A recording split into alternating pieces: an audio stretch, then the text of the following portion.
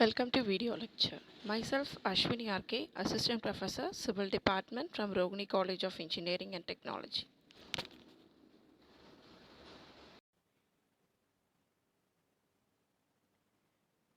The pressure on a fluid is measured in two different systems. In one system, it is measured above the absolute zero or complete vacuum, and it is called as the absolute pressure. In other system, the pressure is measured above the atmospheric pressure, and it is called as the gauge pressure. Thus, the absolute pressure is defined as the pressure which is measured with reference to the absolute vacuum pressure. Gauge pressure is defined as the pressure which is measured with the help of pressure measuring instrument in which the atmospheric pressure is taken as data. The atmospheric pressure on the scale is marked as 0. Vacuum pressure is defined as the pressure below the atmospheric pressure. Here, the figure represents the relationship between the absolute pressure, gauge pressure, and vacuum pressure. Mathematically, the absolute pressure is equal to atmospheric pressure plus gauge pressure.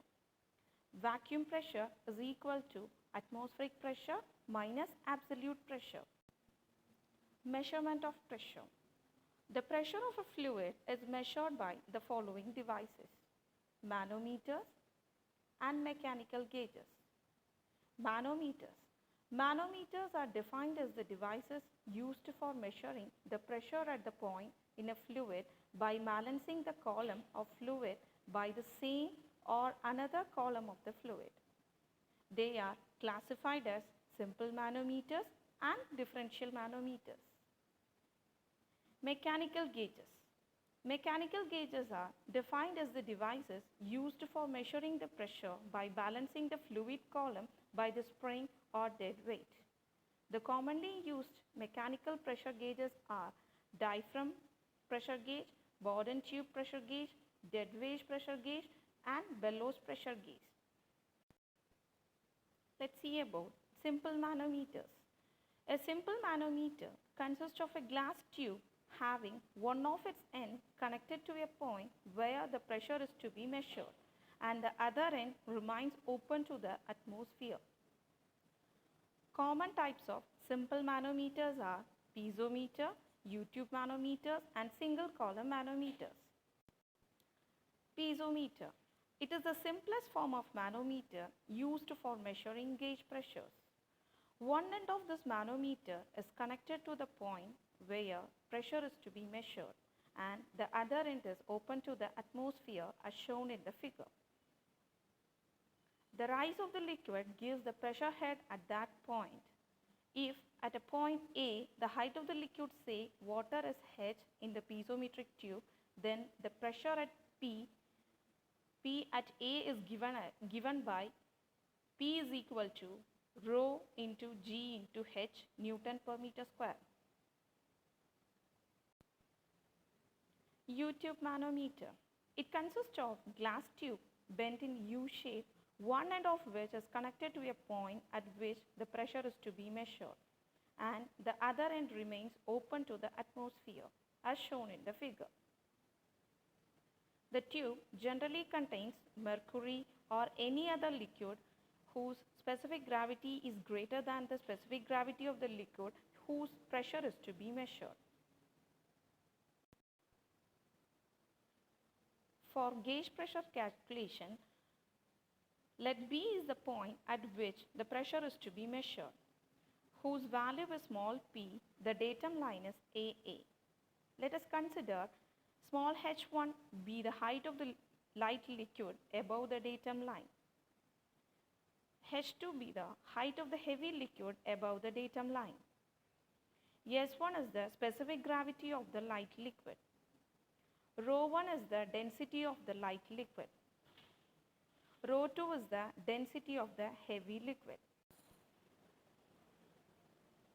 As the pressure is same for the horizontal surface, hence the pressure above the horizontal datum line AA in the left column and in the right column of the U-tube manometer should be the same.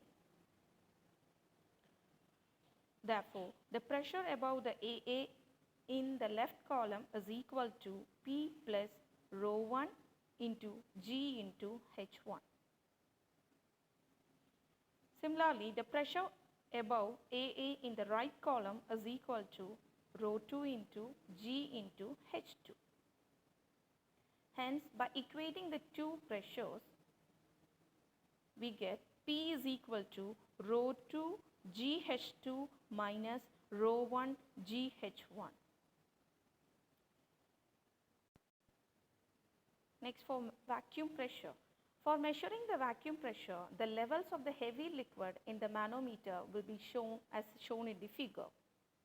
Then, the pressure above AA in the left column is equal to rho 2 GH2 plus rho 1 GH1 plus P.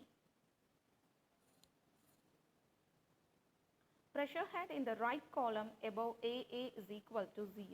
Therefore, rho 2 GH2 plus rho 1 GH1 plus P is equal to 0. Therefore, P is equal to minus of rho 2 GH2 plus rho 1 GH1.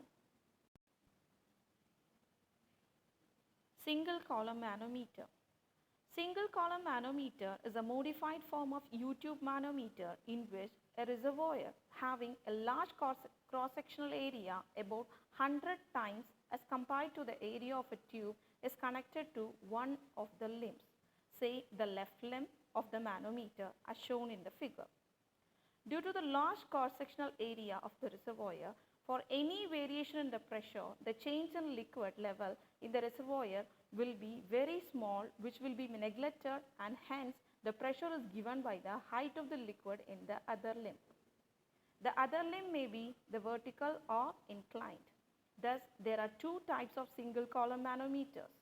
They are vertical single column manometer and inclined single column manometer. Here, the figure shows the vertical single column manometer. Let us consider the axis be the datum line in the reservoir, and in the right limb, the right limb of the manometer when it is connected to the pipe. When the manometer is connected to the pipe, due to high pressure at A, the heavy liquid in the reservoir will be pushed down and will rise in the right limb. Let us consider delta H to the fall of the heavy liquid in the reservoir, H2 be the rise of heavy liquid in the right limb, H1 be the height of the center pipe above XX, PA be the pressure at A which is to be measured, capital A as the cross-sectional area of the reservoir, small a the cross-sectional area of the right limb, S1 as the specific gravity of liquid in the pipe, and S2 as the specific gravity of heavy liquid in the reservoir and right limb. Rho 1 as the density of liquid in the pipe, rho 2 as the density of liquid in the reservoir.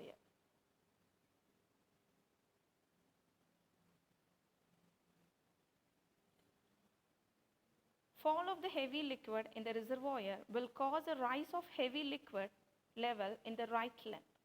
Therefore, A into del H is equal to small a into H2. Therefore, del H is equal to A into H2 by capital A.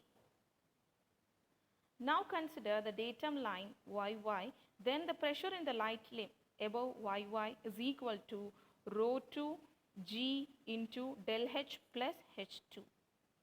Pressure in the left limb above YY is equal to rho 1 into G into del H plus H1 plus PA. Equating these pressures, we have del H is equal to P is equal to rho 2 GH2 minus rho 1 GH1. Differential manometers. Differential manometers are the devices used for measuring the difference of pressure between 2 points in a pipe or 2 different pipes. A differential manometer consists of U-tube containing a heavy liquid whose 2 ends are to be connected to the point whose difference of pressure is to be measured. Most commonly types of differential manometers are U-tube differential manometer and inverted U-tube differential manometer.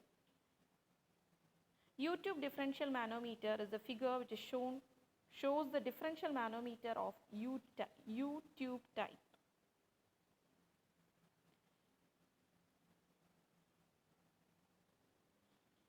Here the figure shows us, the first figure shows both the pipes are at the different levels, and the second figure shows both pipes are the same levels.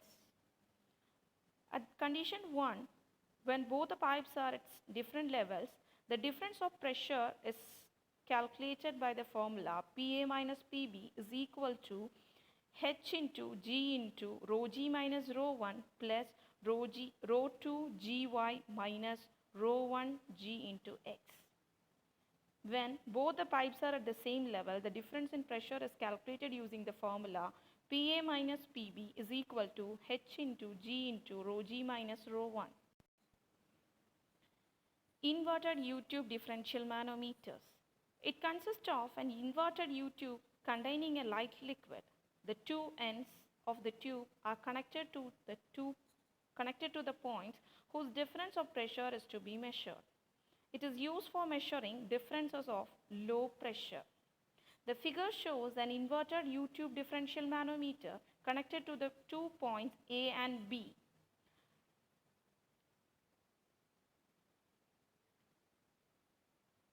The pressure difference is calculated using the formula PA minus PB is equal to rho 1 into G into H1 minus rho 2 G into H2 minus rho S into G into H. Thank you.